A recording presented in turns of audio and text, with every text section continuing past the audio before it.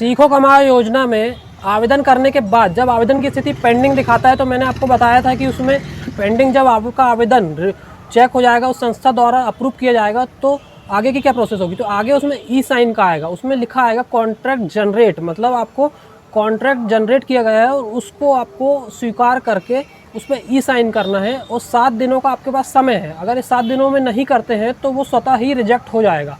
अब इसमें देखिए आपको क्या करना है, जो नियम शर्तें हैं कॉन्ट्रैक्ट की वो अच्छे से पढ़ना है पूरी, उसके बाद ही कॉन्ट्रैक्ट स्वीकार करना है।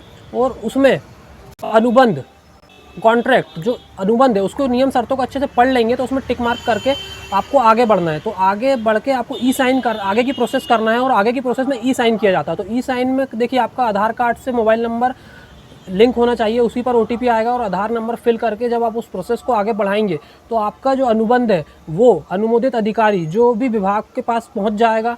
और आपकी जो प्रोसेस है आवेदन की, आप अनुबंध अगर आप कर देते हैं एक बार किसी एक संस्था का, तो बाकी के जो हैं वो स्वतः ही निरस्त हो जाते हैं। तो उसमें ध्यान से अनुबंध को आप एक्सेप्ट करिए। अगर आपको एक्सेप्ट नहीं करना है, नियम शर्तें दिशा निर्देश सभी पढ़िए अच्छे से, उसके बाद ही एक्सेप्ट करिए।